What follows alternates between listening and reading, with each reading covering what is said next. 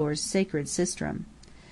Gyassas glided by, loaded with pots like magic melons, long masts pointing as though they had been wands in the hands of astrologers, and the reflection of the piled pots as they moved gave vague glimpses of sunken treasure. Denderah meant work for Fenton. There had been trouble there, and tourists had complained of insults.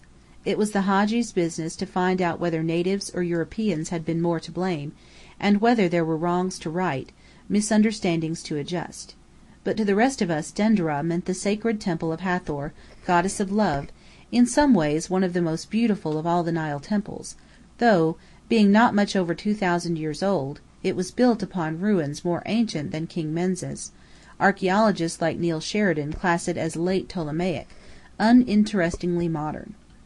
Mrs. East had been looking forward to the Temple of Denderah more eagerly to any other, because she had read that on an outer wall was carved the portrait of Cleopatra the Great. That of Caesarion was also there, as she must have known, but Cleopatra's son was never referred to by her reincarnation, who chose to ignore the Caesar incident. Mrs. East had not yet deigned to mount a donkey, but to reach the temple she must do so or walk, or sway in a dangerous-looking chaise à porteur. Rather than miss the joy of seeing herself on a stone wall as others had the privilege of seeing her for 2,000 years, she consented to accept as a seat a large grey animal, tasselled with red to keep off flies and evil eyes. "Won't you ride with me, Antoun Effendi?" she asked. "I'm afraid. This creature looks as large as an elephant and as wild as a zebra. I feel you could call him." But Antoun Effendi was not going to ride. He had other fish to fry, and poor Cleopatra's luminous dark eyes were overflowing lakes when he had politely excused himself on the plea of a pressing engagement. I felt sure that she would have been kind to Sir Marcus if at that moment he could have appeared from behind the picturesque group of bead necklace sellers, or emerged from one of the huge, bright-coloured baskets exposed for sale on a hill of brown gold sand. I don't know whether it made things better or worse that the grey donkey should be named Cleopatra, but it was evidently a blow when the animal's white-robed attendant announced himself as Anthony. "I can't and won't have the creature with me," she murmured as I helped her to mount when she had pushed the boy aside. "Thank you, Lord Ernest, you're very kind. But Antoun ought to have been here. Fancy seeing this temple, of all others, without an Anthony of any sort on the horizon. A pity it isn't your middle name. If you could spare time to ride with me, that would be better than nothing." "I'll be delighted," I said hypocritically, for I had been dying to talk with Brigit about the Monny and Rachel imbroglio which, as a hard-worked conductor, I had not since Abydos found a chance to discuss. Besides, Biddy had whispered in passing that a letter just delivered at Denderah had brought exciting news of Esmé O'Brien. But I was sorry for Cleopatra, and wondered whether I could manage, after all, to hint an explanation of the hieroglyphic love letter, that fatal letter of mine which had stealthily made mischief between Mrs. East and Anthony. I didn't quite see how the subject was to be broached, still some way might open. "I'm sorry about the middle name," I said, "but if I assumed it, like a virtue which I have not, I should be the third person connected with this trip labelled in some fashion." "Who is the second person?" she asked abruptly, as all the animals of the party started to trot vivaciously through the blowing yellow sand. "Sir Marcus. Surely you've heard that his A stands for Antonius." "Good heavens!" she gasped, and I hardly knew whether it was the shock of my news or a jolt of the donkey which forced the exclamation. Whatever it was, the emotion she felt bound her to a silence after that one outburst. She said not a word, and did not even groan or threaten to fall off when both our beasts broke into a thumping gallop. In silence we swept round that great bulk of rubbish heap, Roman and early Christian, under which lies Anne, the town of the column. Cleopatra did not cry out when suddenly we came in sight of Hathor's temple, honey gold against the turquoise sky, and vast as some Wagnerian palace of the gods. The tasselled donkey, or I, had given her cause to think.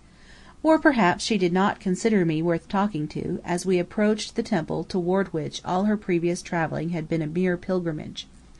Still silently, when we had left our donkeys and were following the crowd up the dromos, Harry Snell actually with Enid, thanks to me and the wisdom of second thoughts, Cleopatra's eyes wandered over the Hathor-headed columns with their clinging colour, and over the portal with its brilliant mass of yellow, of dark Pompeian red, and the green blue sacred to Hathor, whom Horus loved, Venus Hathor, whose priestesses danced within these walls in Cleopatra's day.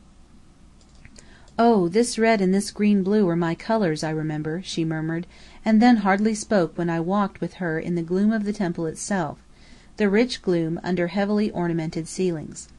She wanted to save the portrait till the last, she announced, until after she had seen everything else, and she didn't care what Mr. Sheridan said about her temple, it was wonderful. I tried to interest her in the crocodiles, which had been detested and persecuted at Dendera in the late Cleopatra's time as ardently as they were worshipped at Crocodilopolis and other places. I joked about old Egypt having consisted of crocs and non-crocs, just as the inhabitants of Florence had to be Guelphs or Ghibellines. I explained carefully the geography of the place, or rather, reminded Cleopatra of it, adding details of the canal which once led to Coptos, where the magic book of the Wisdom of Thoth lay hidden under the Nile. I could not waken Mrs. East from reverie to interest, as Antoun would have had the power to do, but my vanity was not hurt. It was only my curiosity which suffered, for I wanted desperately to know whether the donkey had seriously jolted the lady's spine, or whether the news that Sir M. A. Lark was Marcus Antonius, not a more obvious Marcus Aurelius, had fired her imagination. In any case I devoted myself to her while Monny and Brigit frolicked with others, and I had a reward of a kind. When we had seen all the halls and chambers, and the crypt with its carvings all fresh as if made yesterday, when we had been on the roof where chanting priests had once awaited the rising of Sirius, when I had taken her outside the temple, where blowing columns of dusty sand rose like incense from hidden altars of Hathor, we stood at last alone together, gazing up at the figures of Cleopatra and her son. The wall on which they were carved rose behind the Holy of Holies, where the golden statue of the goddess had been kept, but alas, the figures themselves! Alas, I knew how Cleopatra must be feeling, and I dared not speak. But I did not look. Instead, I gazed helplessly up at that exposed, misshapen form, that flaccid chin. "Thank heaven it's only you who are with me," breathed Mrs. East. That was my reward, or should I call it a punishment? Anyhow, it made it easier for the insignificant person in question to unburden his conscience about the hieroglyphic letter. I stammered it all out, on the way back, apropos of the rubbish heap, which had been Tantira. I let it remind me of Fustat and our digging expedition. I had meant to follow Mrs. East's advice, and propose to Miss Gilder, I explained, but Monny had not found my buried love letter. What had become of it I had never been told. All I knew was that it hadn't come into Miss Gilder's hands, and I should never have as much courage again. "Oh!" Cleopatra exclaimed, with a curious light in her eyes, more like relief than disappointment. "You really do want to marry my niece? You delayed so that I wondered. I wasn't sure, sometimes, if it were Monny or but I'm on your side, Lord Ernest. It isn't too late yet for any of us, perhaps. Trust in me. I'm going to help you." I could have bitten my tongue out, though I had blundered with the best intentions. "Mrs. East," I protested almost ferociously, "you mustn't do anything. I said before I began that I was going to tell you a secret. I won't betray your confidence, but I will help. I want to. It would be a good thing for Monny to accept you, Lord Ernest, a very good thing in more ways than one. Mrs. Jones wants it too, or did. I promise you I'll be discreet." With that, we arrived in sight of the boat. Once more necklaces and scarabs and baskets were thrust under our noses. Anthony had returned from his mysterious whisperings in cafes or mosques in the new town, and was waiting for us. Cleopatra called him, with a note of gaiety in her voice, to help him off the elephant. He came. I felt she was going to hint to him that I was in love with Monny, hint to Brigit also. Virtue may be its own reward, but it makes you very lonely.